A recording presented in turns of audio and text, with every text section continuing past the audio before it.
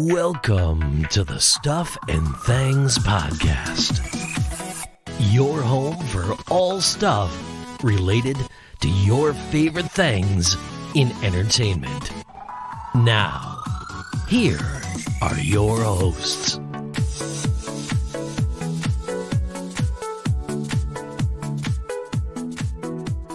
Hello everybody and welcome back to the Stuff and Things podcast here on Walking Dead Wednesday. I am Sam. Joining me to discuss the first episode of season 11 of The Walking Dead, the final season, is my partner in crime, it's Stefan! Hey man, we are back with The Walking Dead. It seems like it's been a really long time, but also it hasn't actually been that long at all. No, with the bonus episodes, we did podcast about count. the bonus episodes, but yeah, there wasn't a lot there that was like super awesome cool. No, but we are back with season 11, which is a 2-part season. I think it might even be a 3-part. They're very clever. The Yeah. Fox have turned around and gone, we're going to shut you down. This is your last season. Yeah, no worries. We planned this season on being 97 episodes long, though. So that's cool. This will be our last season. No worries. Yeah, remember it's Fox in the UK. It's AMC who made it. it all. Yeah. But sod those guys.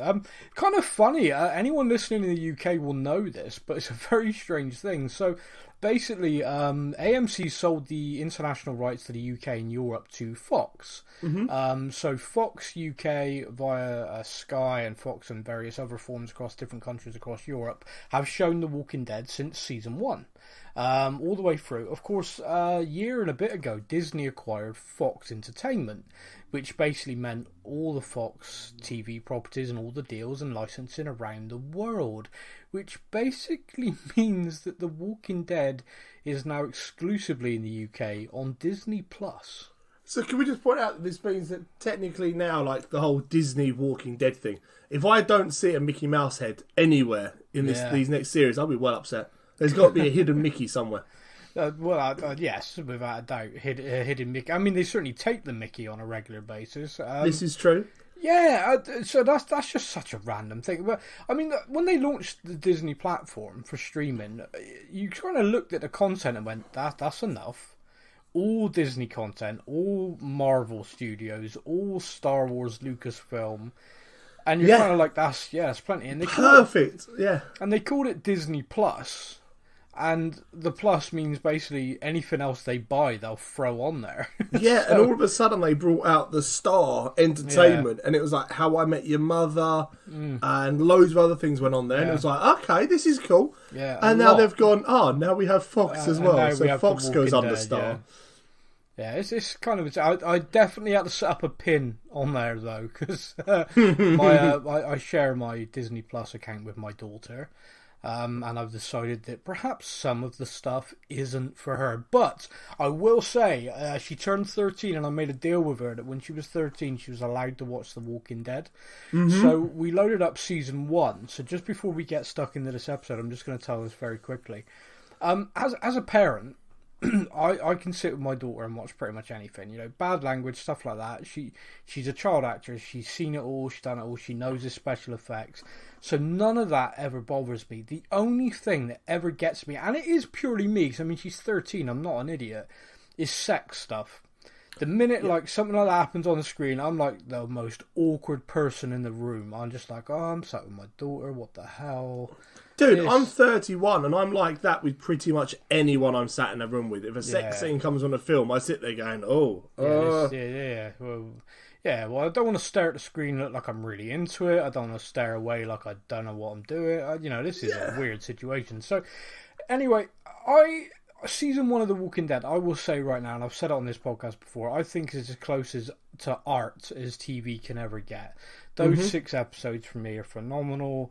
Season 2 continues it, and then season 3. There's definitely a decline from 6, but we'll leave that. But I just season 1, those 6 episodes is art to me. I think it's phenomenal. But when I've rewatched it in the past, I've kind of laughed at how the walkers are a lot different. So, for example, the walkers seem to retain some sort of memory function, trying door handles, climbing steps, climbing fences, running, using tools, picking up rocks to smash windows. there's a lot of differences. So Yeah. I kind of enjoy it from the point of view of, that was obviously Darabont's vision, and then it gradually changed over time, and he left, so it was always going to be different. But anyway, so I kind of enjoy that. But one of the things I have completely forgotten about season 1, and probably there's more throughout it as well, there's sex and stuff in The Walking Dead, and I guarantee you, as I'm saying this, people are listening going, no, there's not. The only one I remember is Maggie and Glenn in like the petrol station. Yeah, that's season 2, right? So in season 1, the cold open of I think episode 2 is Shane nailing Laurie in the woods. And now don't get me wrong, you don't see the sex, but you see her face, and you know what's happening. Yeah. Later on, she has sex with Rick in the tent, and that's kind of even more clear what's going on. In episode 6, Shane tries to rape Laurie. Oh. Now, I'm guessing when I'm watching this the first time around or whatever, or I'm watching it alone, these things, I'm just like, oh, Shane, you bastard. And my brain just moves on. But all of a sudden, with my daughter watching it, I'm like, damn. Oh no! Oh dear! No! Oh, that's terrible. Laurie, you whore. It's funny. Laurie, Original OG on this podcast, Alfie, let his son watch it as well, and so I messaged him. I was just like, "Wow, I forgot all about this," and he was like, "Dude, I let him watch this alone. I'd forgotten everything you just said." It's like, oopsie. Oh dear. So the long and short of it is me and Alfie are not winning any Parents of the Year awards anytime soon. But yeah. Although I now know why Alfie's son has lost his Xbox privileges. There you go. Too much Walking Dead. Yeah. So we have this. This is The Walking Dead Season 11, Episode 1. And it is called... I'm throwing it to you because I can't pronounce this for hell. I've been trying all morning. I think... Acheron. Acheron. Acheron, Acheron, Part 1. I'm like, Akron? I don't know. I wake up with an A-C-H-E in my back, so Ake. Ron. Yeah. I don't know a character called Ron, so I'm really confused. No, I think it's Acheron or Acheron. So basically, you messaged me when you were watching this. And you said to me you had a couple of facepalm moments straight away. Like before the cold, like in the cold open itself. So I was going to say, so the cold open starts. Now, I don't know whether the special effects, the kind of, the blue screen, green screen, if you like, has just gotten so bad on The Walking Dead, or whether my TV has got better over the years that I'm watching it, that I'm now seeing things like, oh my god, that's awful. But there's a shot right at the beginning where they're looking out over this army base, and it's awful. Yeah, it is. It's a real obvious kind of green screen. I don't get it. I don't get why they do it. It's not bad in the sense of, oh look, you can see the jagged edges around Daryl, or it's all pixelated next to his shoulder. It's bad as in you look out over the landscape and you're like, it just looks like a cartoon. It does, yeah. It's Bambi Deer all over again. Yeah, they've just added like a real cartoony. I don't get it. I don't get why. It's like one of those things. Like if you look at something and you got a show and you look at it and you go, "Yeah, that doesn't look real." Don't put it in. You don't need that shot. One of the things they did in the earlier seasons, which I'm rewatching, is they didn't show you stuff. Your mind can picture things a million times more than any special effects can. Yeah. So all you needed was for it to be dark and them to be talking and then looking into the base and like one of them to come back and go, I've looked across the whole base, there doesn't appear to be anything moving. They then open up the panels, look down and just see all the bodies laid out and they're like, well, what do we do now? Now we found them. One of the things I want to talk to you about with the bodies laying out is I jokingly wrote in my notes, so we have sleeping walkers now.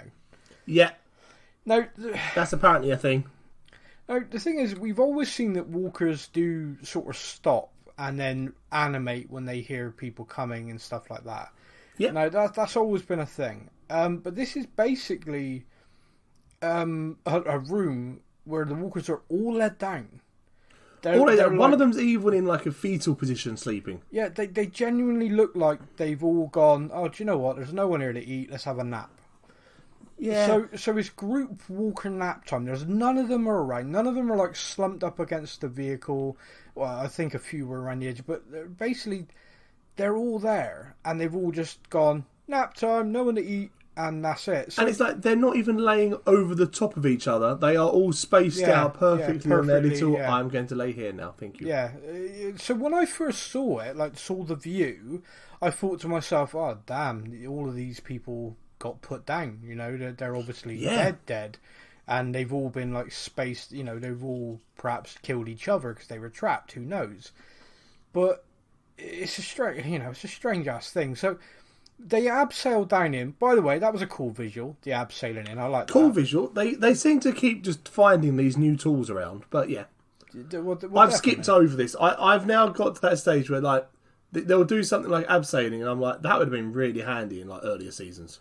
Yeah. But okay, cool. Yeah. So anyway, they've found abseiling equipment and they've utilised it. They've landed in there now. You see one of them move, and I'm like, oh, okay, maybe a few of them are still walkers. They're going to have to deal with them. Yeah. But then they're moving around like something. Now, forgive me, and I know it sounds like we're just moaning straight off the bat, but in the past, the walkers, we've always said they can smell. You know, yes. the human smell and stuff like that. So whenever they've landed in place like this, or they've tried to walk through a big group, they've thrown the walker blood on themselves and stuff like that.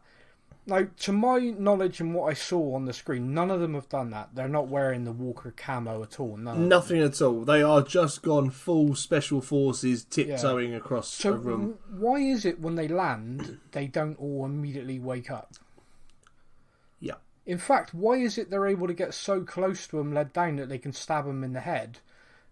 As far as I'm aware, walkers don't sleep. A, walkers don't sleep, and B, like you say, if you walk near them, they start trying to get to you. Yeah. So the fact they were able to crouch over them. Yeah, I know they're moving quietly, so not to make a lot of noise. You make a noise and that stir them. Yeah, I get that. Yeah. And I also get that when they do all wake, it's because the blood lands on one, and that one's like, "Ooh, lunchtime," and he wakes everyone else up.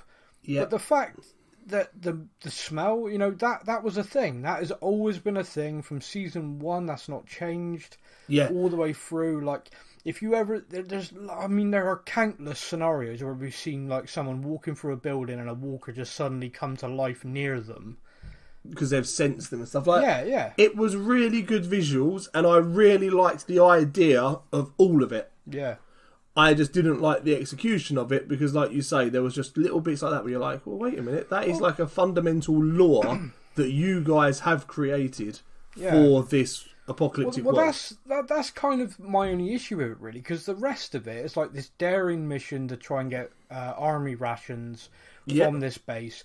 They'd have known it was going to be difficult because army bases obviously would have been overrun or potentially would have been one of the worst places to be. Yeah. So they've done it. They've gone in there. The whole premise, you know, the group, you're recognising people. One of the things Jerry. Yeah, Jerry's there. What up, Jerry? So one of these things is just difficult. It's difficult to sort of stay in the zone to go. So if the walker behaviour changed, as the showrunner decided, right, they no longer smell. Do you know what I mean? It's like, where are we with that? And unfortunately, it's a question we won't get answered because the press who interview the showrunners and stuff are so far up their ass, they don't actually ask questions like that. They just go, oh wow, what an amazing episode, everything was so perfect. Carol and Daryl were on screen together. Yeah.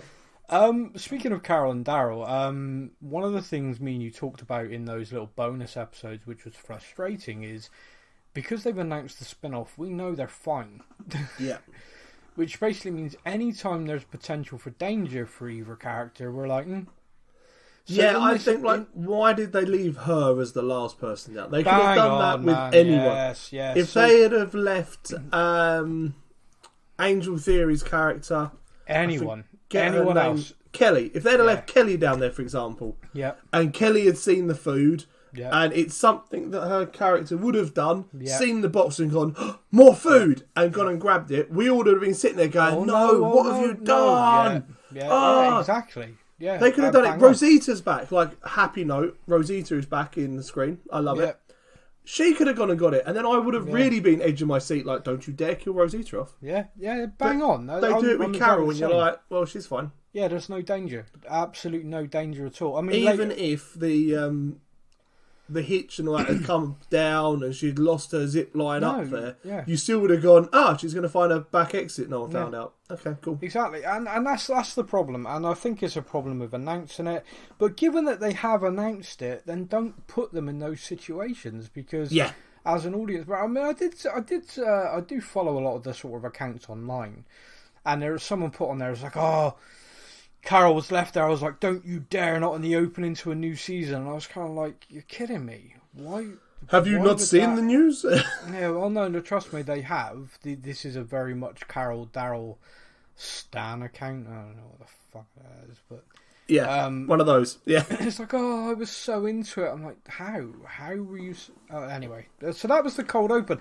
And like you said, it was a lot in there. That was kind of cool. You know, once I love the fact once the walkers were up and they were like, okay, we need to like rock and roll now. The visual of the guys firing the arrows from the roof. Carol and Maggie both picking up the like M16s, neither of them working, and throwing them down like identical was kind of awesome. Trust Carol to be the one to find the ammo. Can we also point out, just this was like another, it's not quite a facepalm moment, but close to. There's a scene with Carol firing the gun off. Yeah. And I mean, the recoil on that thing, she is taking out knees, hips, everything. Yeah. And then it flashes round to the zombies and it's like perfect headshots on every one. And it was just one of those little moments where I was like, again, with the detail, at least have her pointing the gun up and not at the floor. Okay. No, I didn't notice that, to be honest with you. I was quite, and it wouldn't, because I saw there were a fair few shots of like it ripping through the body and then heading up to the head. So I don't know. Yeah, it was just like that was just one of those little things for me where I was like, come on, like the way they were all dropping down and she's just everywhere. That was my machine gun noise. I don't know. I mean, I've watched 11 seasons of this show.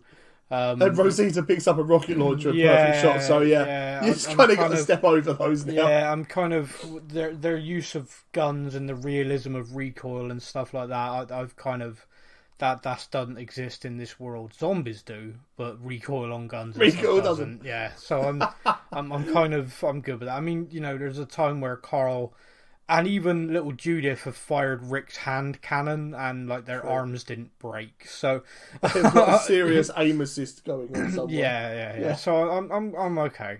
I'm not going to be bothered by that. I loved the visual of it. I enjoyed it. I enjoyed the kind of once they had to rock and roll. You know, once the walkers were up from their nap, they rock and rolled. Yeah. But one of the things I want to say to you, which I did wonder in that moment, is once they rocked and rolled and they were doing that, they were dealing with it. Now, I know there was a fair few there, but they've dealt with numbers like that before, and I'm kind of thinking to myself, once you're at that point and you've had to step up, surely form a kill circle, kill them all, and then you got time to go through the place and maybe clear out even more. Hell, there was ammo there and weaponry in there. Yeah. And it looked like it was a closed off place, which basically means that you could go away, come back to it again, and the numbers aren't going to grow. The walkers don't breed.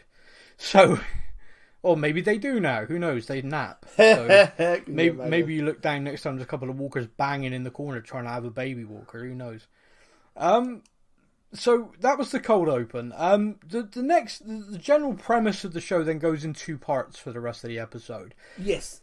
Maggie and the group who went and did this raid are basically discussing the fact this food. They've got a massive food shortage. They've taken in all these communities into Alexandria.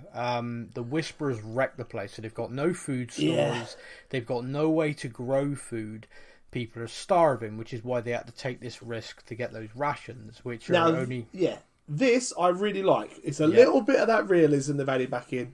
Yeah. I'm sure we spoke about it on the last podcast about by the time all the communities are together, they're going to have some serious shortage of issues. Yeah, and that's good. I mean, it is good because we talked about how, the dead aren't a threat anymore, and it's always, here's the next bad guys. When you add in environmental factors, you give the show something else to kind of... There's a reason they're getting involved. Like, so Maggie points out that the place where she was before is a place called Meridian, and they were stocked to the gills, but they lost it to this absolute savage group who we met. But she's like, look, there's not many of them. So I think with the group we've got here, we could go and take Meridian back and bring the food to Alexandria, and that's what we should do. I'm watching that, and I don't know about you, but I'm watching her kind of give this... This feels more like I just want revenge more than food. 100%. Yeah, and those bastards took my home, I'm taking it back. And I kind of dropped you a message, because she goes off on this quest, she takes the group, they take Negan. Yeah, that's my notes. Yeah, right. Yeah, right. So sidebar here a second, okay? They take Negan along. Negan's not in the meeting where it's decided. They go and just suddenly Negan's there, and I'm like, he appears with like 3 other people. Like, oh yo, hey, and I'm like, no way does Maggie go, do you know what? We need some fighters. Oh, Negan's here. Negan will do. Give him a bat. That just doesn't happen. No, so like, they try to explain it as the whole, you can't turn back. We need you because you know the city. Well, this is what I'm about. Surely the rest of them do. No, they don't. Not in Washington, because they're all from like Atlanta and stuff. But. Sorry, my point is, it feels like we missed a scene. Yeah. And this happens far too much on this show, where they've obviously had to edit stuff, or they just make the decision that, the audience will just go with it. And it's not... He's there, and you're like, why? Why would he be there? And then they backsell it by saying, look, we need you because you know the city, that's why you're here. And you're like, surely is not a long scene to have Daryl walk up to Maggie after that meeting and go, we're going to need someone who knows the city, and Maggie go, yeah, and he goes, there's only one person who does, and then they could both look across at Negan and go, ugh, bang, yeah, what's that, and that's 30 it. seconds? If that, yeah. And you could cut a whole 30 seconds out of them looking at the plastic dead bodies, which lingered on the screen for like 10 minutes in total. Yeah.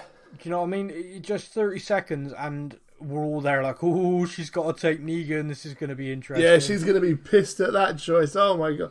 Yeah. Like in my notes, I've got here, it's like, why is Negan with them if they all hate him? Surely, just leave him at home or kill him, or tell us why he's there. Yeah, bang on. Yeah, exactly. And so that's the one kind of story. We're going to come back to it, because the other story that's going on is Eugene and his group are with the Commonwealth. So we know for sure this is the Commonwealth. Or the Wish version of Stormtroopers I've got in my notes. Yeah, which I like the fact that Ezekiel had a pop at, by the way. Yes, I like, because there's an actual TV term called like hanging a lantern on something. It's one like if for example there's a really convenient plot armor escape, but then the character says, "Wow, that was convenient." You've hung a lantern on it. You've basically like did a little nod and a wink to the audience of, yeah, we know this is a bit, Yeah, but come on, it's far-fetched, but go with it. Just go with it. Yeah. So when he turns around and just basically like, you're a stormtrooper, you look like something out of a sci-fi. I was like, yes, yes, nicely done, absolutely. Because again, one of the things at the show that I love, and one of the things that drew me in, was the kind of reality based of, these are real people dealing with an unreal situation. So what would you say if suddenly you're surrounded by people dressed like that? Well, you'd say, Jesus, did Comic-Con kick out early this year? What the hell? Where are the Ewoks? What's going on? Yeah, exactly. You'd make a comment. You'd make a joke. Yeah. So Ezekiel doing that. But what did you think of the like interrogation scenes? What were you thinking about that? That was kind of weird. They were very strange. I kind of liked it though, but it was very strange. Like, we've seen it almost before with when they first got to Alexandria, asking all the questions, and then Rick's group kind of also took on this whole questioning. The 3 questions. And then these guys have gone from a few questions to 3 questions to a hell of a lot of questions repeated. What I found interesting was it's clearly a psychological test. Yeah. Because you put people under this stress for over a long period of time, and you repeat the questions, and you go things, and you basically pushing people to see how far they'll go. Will they keep answering? Will they snap? Will they change their answers? Because clearly the answer was a lie to begin with. Yeah, how many times can you ask them where they're from before they turn around and go, it was... Yeah, so it is a psychological thing, but what I find interesting is you've got these guys dressed as basically like stormtroopers.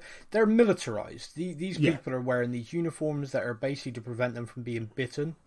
So it's very practical and it makes sense. Yep. But they're obviously a hierarchical structure. There's a command structure. There's the guys in white, and there's a guy in like a... I'm colourblind. He's in red, orange. I think it's red. I'm the same as you with the colourblind. It's orange or red. Thank goodness, yeah. So I was watching it last night. We're screwed on that. So everyone get in touch. Let us know what colour that guy was. The best bit, I genuinely had that I thought. recognise him as an actor as well. Oh, I don't recognise him, but I meant to IMDb him afterwards to see what I recognise. Let me have a little look. I have IMDb open. Right, okay. You roll with that a second. I'll keep going. So the interrogation scene I find interesting, but coming off the back of that, one of the things that absolutely I loved was the conversation with Eugene. And they're like, we need to get out of here. And Eugene's like, no, come on, they're just talking to us. They're just kind of trying to get to know us. Then we'll go into the Commonwealth. Everything's going to be okay. And then they grab those guys out for reprocessing in air quotes. And the guy's like kicking and screaming. And then they go back to Eugene. He's like, yeah, we need to get the hell out of here, which I loved. Yeah, it's like, no, we can't get out. We've got to stay here. These like, I want to meet this Steph. We're going to stay. You over here. Okay, yep, cool. Yeah, I'm out. We got to go. And then we have, which I think's Princess. Princess basically has a superpower. Now, I've got a note in here that I think sums up what you're about to talk about. Go on. So the note in my thing is, Princess is absolutely fecking mental. However, is she actually crazy or not? Like, she's absolutely mental, but is she actually cuckoo mental, or is she just, that is a seriously mental character? I think we got two things here, okay? No, I got two things. I got one, she was alone for a long time, and I think anyone who's alone for a long time in a zombie apocalypse is going to have some serious quirks, okay? Yeah, quirks is one way of putting it. So I'm kind of like, okay, I got that, alright, I'm okay with that. Two, I think she's had like a ridiculously nasty life before the apocalypse, and it is possible, the term would be she's slightly on the spectrum, and the reason why I say that is because people who are can often have like almost savant like memories, and like and the way because we saw when they were in those bonus episodes, she basically had this massive hallucination. And so when she started rattling off this, like, oh, that one's sleeping with that one's from there, that one's from there, and I recognise that one because he's got the bladder problem, so I always ask that one to go to the toilet, and this one, I was kind of like, is she just making all this up? Like, is she just basically named them all herself and created this world? But then, it's true. No, she didn't make all that up. She has genuinely observational skills of a frigging hawk. Yeah, and the way and the thing that I love the most, they're not even looking at each other. Yeah, but look how they're not looking at each other. Yeah, I know. What? And Ezekiel looks at her and she's like, they take. I bet that hour's mostly them just taking their armor off. And Ezekiel looks at her and she's like, what? Oh, like oh yes, armor's going to be available because they're nailing each other. So I mean that kind of. In a kind of interesting situation where you're like, are they in danger? Reprocessing doesn't sound good. No. And they kind of break out. And two of them are in the uniform. Two of them, they're like, oh, we're taking them for reprocessing. And okay, carry on. It's like, they basically bluff their way out, which I liked. There's nothing... If they tried to just make a break for it, high-powered, attacking them, you'd be like, well, hang on a minute, this community is... You've got an entire community of militarized kind people. Kind of badass, serious weaponry, they're wearing the armor, they're clearly organized, and you're just going to break out easily. That makes sense. But it was kind of like a tongue-in-cheek, 80s comedy movie escape plan, Yeah, it was like, where are you guys going? Asshole, where are you taking us? Oh, reprocess, yeah. Yeah, so... Okay. So I enjoyed that. I mean, other people were like, "Oh, that was naff." Not me. I enjoyed that. That was fun. I liked it. They get outside and there's like this wall, and on the wall people have put pictures up, I'm guessing, of like loved ones, like, you know, we are in the Commonwealth, and if you find these people, they are my family. I think that's how it works. Yeah, because it was like the community and all stuff, and it had like the Commonwealth on there. It had all the stuff written on there. Yeah. And then one of the characters said, "Oh, it's the Wall of the Fallen." And I was like, wait, so this is all the people that have died? No, I think it's like... And I think you're right. I think it's more a case of, if you're heading out to get food and you stumble across this person, they are. That's my sister. Yeah. Or if you go to one of the other, because we know the Commonwealth have got a few different settlements. Well, this is what I want to talk to you about. So just one second, because we'll just finish the thing on the wall. Yumiko sees a note with her name on it. Yeah. From her sister. Yeah. And she's like, "I've got to stay." Yeah. Right. So sidebar, mate, is the Commonwealth part of those other communities from the world beyond? And the reason why I'm saying that to you, their symbols nowhere to be found. Yeah. Is this separate? I think it might be separate. So we've got the Commonwealth, and then we've got the three circles. That's my thinking, and the only reason why I say that is that we've not seen that symbol anywhere, and surely at a base or on their uniforms or somewhere. And the armour is very... That's the only... My only thing was the armour being so different. The white stormtroopers to the black stormtroopers, but very different material and stuff. So that's an interesting one. Like, if we have... So we've been like almost led to believe that these big Commonwealth is both things. Yeah. And all of a sudden it's now not. No, I'm intrigued. I mean, it could be. It could well be. You know, the very next week we could see a helicopter land with the three circles. And we'll be sitting there going, "Oh, for goodness sake! Edit the last one. Edit the last. Yeah, edit the last show. Edit it out." But I didn't see it anywhere, and I was looking because I kept thinking we'd see it, and I'd be like, "There we go. There's the tie-in. There's the link." Yeah. So, maybe the three circle ones. Maybe that's like their outposts. Yeah. We will monitor this situation, people. It's an important thing. So that kind of wraps up that storyline, which I enjoyed, by the way. I loved that part of the episode. But the other part of the episode, before we go back to it, then just quickly. So Mercer, who is the Walking Dead character, Mr. Red or Orange, was Corvus Glaive in Endgame and Infinity War. Oh, okay. He's also been in a lot of different things. He's been in Limitless.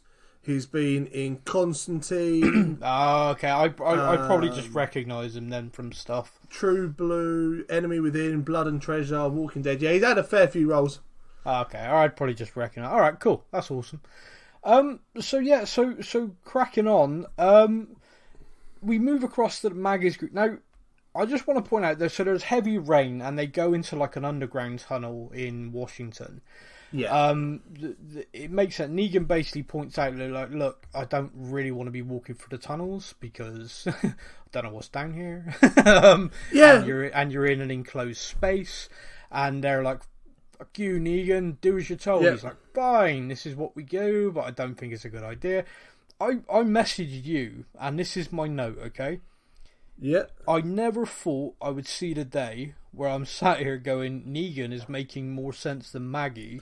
I'm kind of on Negan's side here. What the hell is Maggie doing? It's not even like he's making a little bit of sense. It is like full on, oh, okay, you want to go down the pitch black tunnel that may have a blocked up exit with water coming down. Yeah. And now the pipes are making all these noises. And I loved his interaction with Gabriel. Yeah, maybe this is God giving us a sign. I think he would have told us first. Yeah, but have you seen the water lines, you prick? Yeah. It's like, I loved that atmospheric though. The guys are like, because they explained it, so you didn't just wonder what the hell it was. And it just made that every scene down there had that extra little bit of creepiness.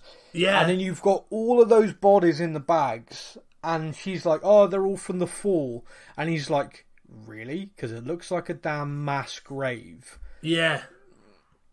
And you know, so people. My first thought when I saw all the bodies down there, obviously we've already been told about the water line and how it all floods. So my first thought was, oh my God, all these bodies have been washed here from somewhere. Like, as it's flooded, as it's flooded and then it's drained or whatever, all these bodies have been like dumped here. Oh, this is going to be like Glenn and the Well zombie all over again. This is going to be great. Well, we did have one. We did have one, yeah. But then obviously I realised that they're all in these zipped up bags. And I'm like, that's a bit strange. If they were just here from the fall, surely, okay. And then you start thinking, then like Negan starts talking, and you start going, yeah, no, Negan's making sense here. Maggie knows something, or doesn't know something, but is making it seem like she does. Yeah. And Negan's the only one questioning anything, and you're like, come on, Daryl, you're smarter than this, surely. Yeah. And when did suddenly, so in the last season, especially the fights against Beta, Daryl and Negan almost kind of earned this respect off each other. Well, I he think... saves Daryl's life and all that, and they've done that whole sit down next to each other, and I'm sure he makes a point about the fact that, you know, Daryl says something about not being friends or something, but you know, you helped me out, sort of. There's like this mutual respect almost. I think what you have there is an element of Daryl giving him the benefit of the doubt now. You got to think back that Daryl just wanted to kill him. Like Maggie. You know, Daryl just wanted to kill him. I think Daryl now is in a position of like, okay, you've done stuff that has given me reason to allow you to be around people, but don't think I like you. Yeah, it just seemed, this episode seemed very short and kind of snappy and shut up, don't do this, don't. And I was kind of like, he's with Maggie. That's what I was about to ask you. Do you think that's actually Daryl's attitude, or do you think that's a case of Maggie has very much taken the lead of the communities? He's staying good to her. I think you got to remember Mafia Maggie and Daryl was her right hand man, and I think that's kind of re-emerged with her returning. One of the things that I did find interesting, and I noted this down, and I don't know whether this is messed up or not, but Negan kind of has the high ground in this, in my opinion, and what he's saying, but he loses it the minute he invokes Glenn's name. Like, he's talking about, you know, you brought me here to kill me. And everyone, and he looks at Darren and he goes, I thought you were in on it, but that look on your face tells me you didn't know. And the look around, and I'm like, he's bang on. Negan's absolutely bang on again. And he says, you're not taking me down here to die on my knees like a dog, like Glenn. The minute he says that, I'm like, dude, no. Like, you completely had the kind of, you were right. You were completely in the right. Everything you were saying, but the minute you said that, no. I actually had to rewind it and rewatch that bit because I was like, he didn't just do, like, the whole episode he has been moral high ground. Maggie, you're going to get people killed. I don't want people to die. Maggie, stop it. And then I had to rewind it and listen to that bit and go, no, you lost it. No. That one line was too far. Now, what I found interesting, okay, and this for me was an interesting thing I noticed. Daryl plants him. Yeah. Which, ironically, is the reason Glenn's dead. Yeah. Think about it. Daryl hitting Negan is the reason he killed a second person. That is very true. Yeah. So, Negan saying Glenn's name and Daryl punching him in the face was kind of like, hello. I remember why this happened now. Yeah. Yeah. I mean, that literally jumped to my mind straight away. It's amazing how people just forgave Daryl for that. I've got to be honest with you. I expected that to be a bigger thing. Yeah, he is the reason that Glenn died. Yeah, I mean, Abraham got messed up, but Abraham kind of was like, you know what, I'm going to step up here, and he did. And then Glenn just got brutally murdered. Abraham went out a bit of a hero, and Glenn went out because Daryl was a dick. Yeah, exactly. Basically. And it would have carried on. So yeah, but don't get me wrong, what Negan did was messed up, but I've had this debate before. Negan killed 2 people. I think Rick had killed about 80 to 100 saviors at this point. 2 versus 80. Is Negan that much of a bad situation? Yeah. Yeah, so don't get me wrong, the guy's an asshole and he was nasty and he burnt people's faces with irons. The guy's nasty. That was years and years ago. He spent a long time in a jail cell. He's shown time and time again since then that he will stick up for people. He sticks up for the kid that nearly gets killed by the bloated walker, and that's what triggers that whole rant. Yeah. And that's what I'm saying, is like, he's in the right until he invokes Glenn's name, then he gets put on his ass quite rightly. Yes. I kind of wondered in that moment where he was pushing Maggie on purpose. It kind of felt like, I ain't going to be led around to be killed. Fuck it, kill me now. Basically, yeah, because even when he's on the floor and he's looking up and she's got the gun, he's like, go on then. Yeah. It kind of feels like, I'd rather you shoot me in the head now than go through all of this and then you slit my throat when I'm not looking. Yeah. And that kind of felt, that might have been why he did it, like just to push it to see what would happen. Is she actually going to snap to the level of killing me, or is this all a big kind of, yeah, I hate you, but I can't bring myself to do it? Now, she doesn't do it. No. What is interesting to me is I think there are other characters in this show, let's put Rick for example, where if Negan had brutally murdered Michonne, yep, I don't think there's anything on this earth that would have stopped Rick pulling the trigger and watching him bleed to death. You know what I mean? Just like pissing on his corpse. Oh, yeah.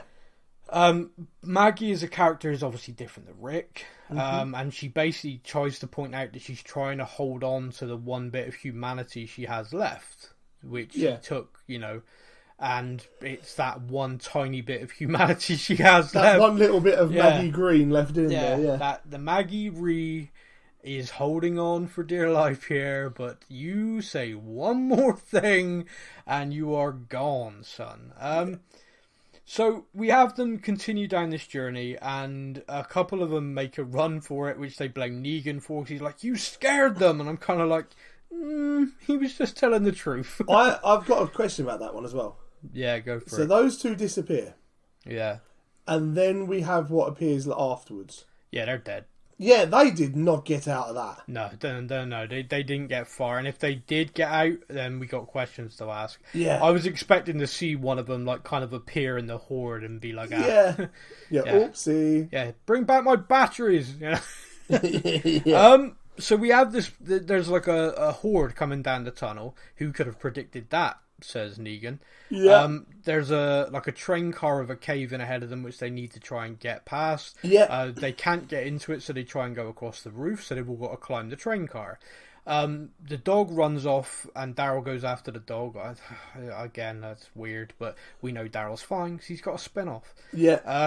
So that's sidebar. Negan climbs up. Maggie's trying to climb up. She's got walkers grabbing her feet. She shouts to Negan for help. And he just looks at her for a couple of seconds. And then goes, and that's how the episode ends. So, I put it to you. Is Negan about to let Maggie get chomped on? By the way, I don't think in a million years Maggie's about to get chomped on. No.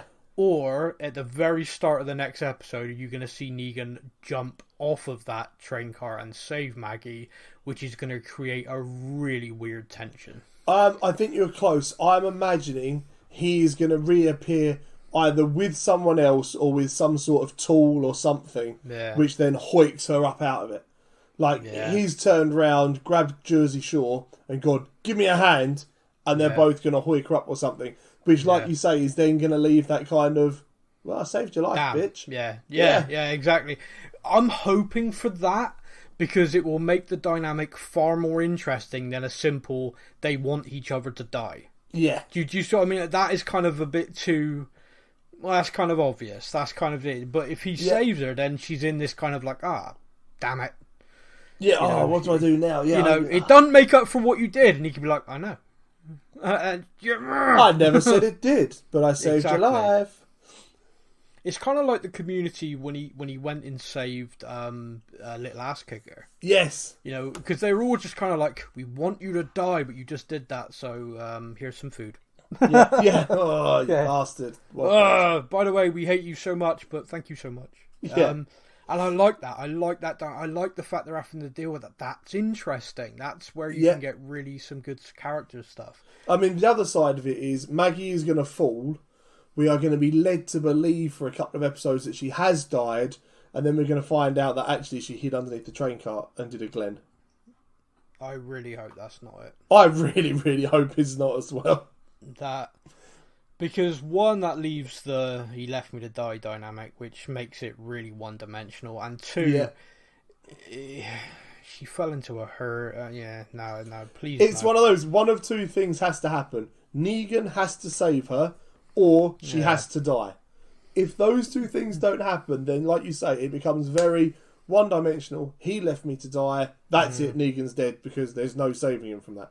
Yeah, and yeah. A lot of people have been pointing out Negan's arc in the comics and stuff like that, and I'm really hoping the TV's different. Yeah. But anyway, we will see. But mate, I mean that's it for me for the episode. Did you have anything else? I'm having a quick spin through my notes as you speak, or as I speak. Yeah, true. As we both speak. Oh, Eugene, we have to kill him off. No, don't be mean about Eugene. I'm so done with that character. No, literally the only note that we haven't mentioned is Eugene. Please just kill him off. That is literally the only note I've got left. No, love Eugene. No. Do you know in the comic he was killed in the Whisper War? So he's already survived longer than he should have. You bastards.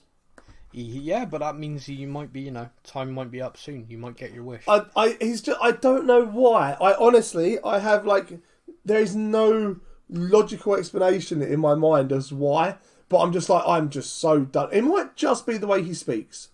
A lot of people have said that. A lot of people are just it drives them insane. Yeah, he could say hello to someone and it's 3.5 minutes of dialogue and I'm like, just shut up. But yeah. Yeah. All right. Well, on that note, we will be resigning from the Eugene fan club. But yeah, big thank you to everybody for listening. We are back. Walking Dead Wednesdays will roll for the entirety of the season 11. They're breaking it down into several parts. Obviously, check the Facebook page, facebook.com/stuffandthangspodcast. Throughout Walking Dead Wednesdays, we're going to be posting Walking Dead news as well. Basically, interviews with the cast and stuff like that. So keep an eye on the Facebook page if you're interested in any of that. I am Sam, and I'm saying goodbye. We'll be back next week. This is Stefan. That's a wrap.